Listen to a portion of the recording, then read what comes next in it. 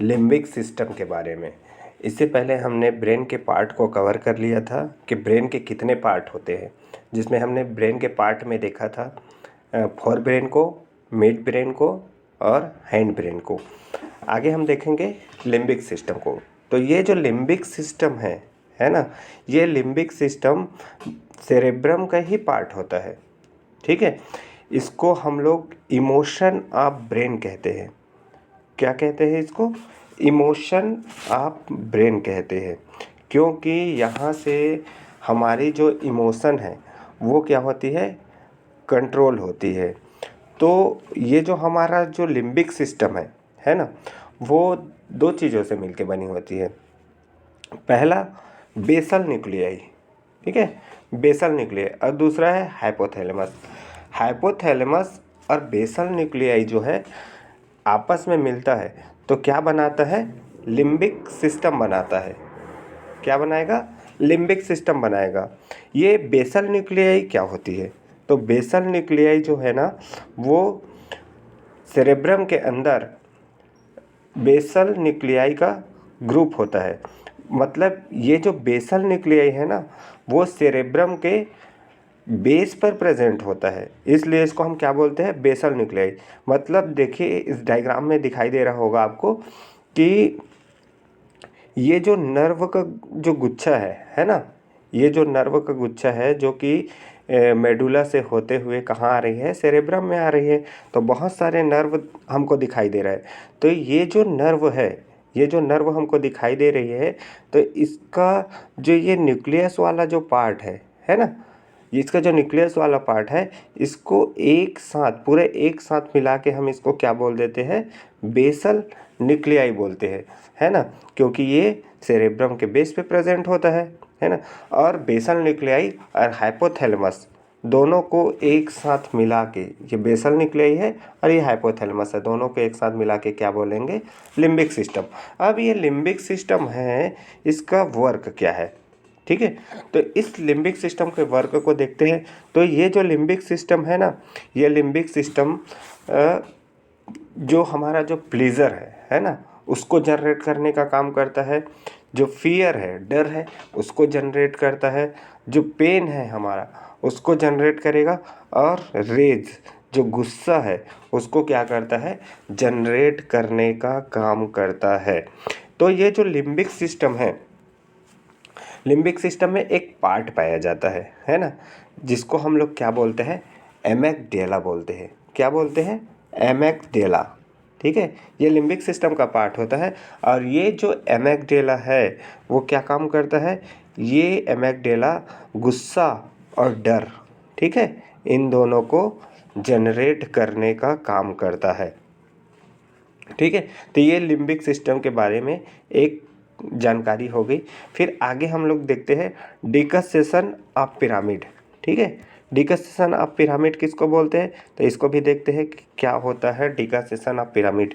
तो जो हमारा जो एक्सॉन होता है ना, जो नर्व होता है, वो क्या होता है, मेडुला से जब आती है, ये मेडुला से आ रही है, तो क्या होता है, जो राइट तरफ का नर्व है वो क्या होता है, लेफ्ट तरफ चला जाता है ना। मतलब राइट तरफ का जो एक्सॉन है वो लेफ्ट तरफ जाता है और लेफ्ट तरफ को क्या करता है, कंट्रोल करने का काम करता है ना। और जो लेफ्ट तरफ का जो नर्व है या एक्सॉन है वो कहाँ चला जाता है, राइट तरफ चला जाता है। और राइट तरफ जाके क्या करता है, राइट साइड को कंट्रोल करने का काम करता है। मतलब एक्सॉन का या नर्व जो है वो क्या करता है, राइट साइड का जो नर्व है वो, राइट साइड का नर्व है वो लेफ्ट साइड की तरफ चला जाता है और लेफ्ट साइड को कंट्रोल करेगा। और लेफ्ट साइड का जो है वो राइट साइड की ओर चला जाएगा और उसको कंट्रोल करता है। तो हमको क्या होता है, एक पिरामिड जैसे स्ट्रक्चर दिखाई देती है ना। ये हमको क्या दिखाई देती है, पिरामिड जैसे स्ट्रक्चर दिखाई देती है। इसको हम लोग क्या बोलते हैं, डिकसेशन ऑफ पिरामिड बोलते हैं। चलिए इसके आगे हम लोग देखते हैं रेगुलेशन सिस्टम, है ना। ये रेगुलेशन सिस्टम को हम लोग देखेंगे कि ब्रेन का कौन सा पार्ट जो है किसको किसको रेगुलेट करने का काम करता है या किसको कंट्रोल करने का काम करता है। तो देखिए हमारे ब्रेन के स्ट्रक्चर में दिखाई दे रहा है ब्रेन के स्ट्रक्चर में देखिए कि ये वाला जो पार्ट दिखाई दे रहा है ये हमारा क्या है, मिड ब्रेन है। ये वाला जो पार्ट है वो पॉन्स कहलाता है और ये वाला जो पार्ट है वो क्या कहलाता है, मेडुला ऑब्लोंगेटा कहलाता है।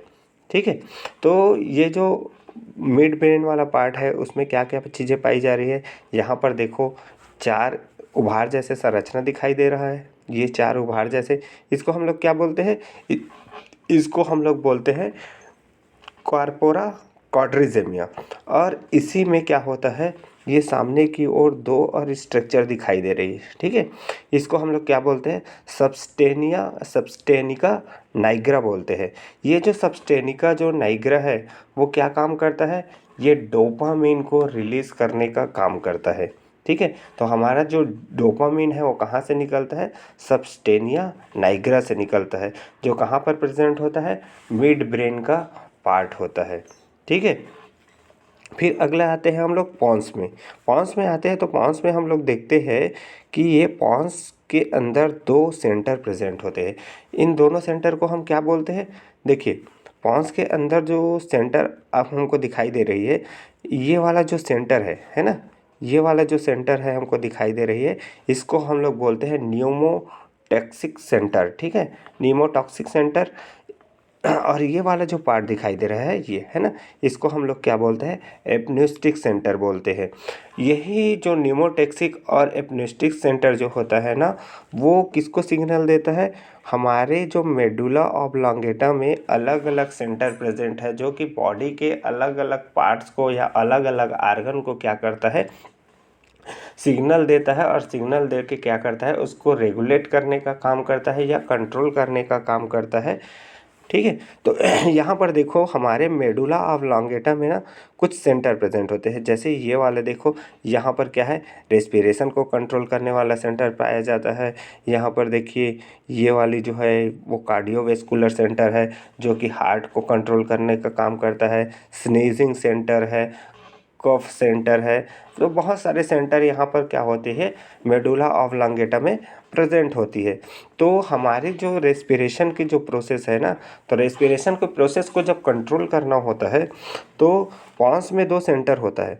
पॉन्स में 2 सेंटर कौन कौन सा, एपन्यूस्टिक सेंटर और न्यूमोटॉक्सिक सेंटर। तो ये जो एपन्यूस्टिक सेंटर है ना, वो निगेटिव सिग्नल देती है किसको, रेस्पिरेटरी सिस्टम को। और निगेटिव जब सिग्नल देती है तो जो हमारा लंग्स है ना, वो क्या करता है, नॉर्मल ब्रीदिंग करता है। और जब ये एपन्यूस्टिक सेंटर जो है, ये एपन्यूस्टिक सेंटर प्रेजेंट है, वो जो है पॉजिटिव सिग्नल देता है, किसको सिग्नल देता है, रेस्पिरेटरी सिस्टम को।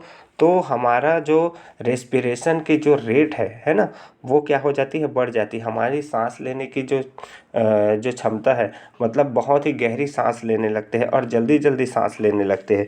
तो ये 2 सेंटर है, एपन्यूस्टिक सेंटर और न्यूमोटॉक्सिक सेंटर, जो कंट्रोल किसको करेंगे, जो कि रेगुलेट करने का काम जो है रेस्पिरेटरी सिस्टम को करते हैं। फिर ये रेस्पिरेटरी सिस्टम जो है वो कंट्रोल करने का काम किसको करेगा, वो लंग्स को करेगा।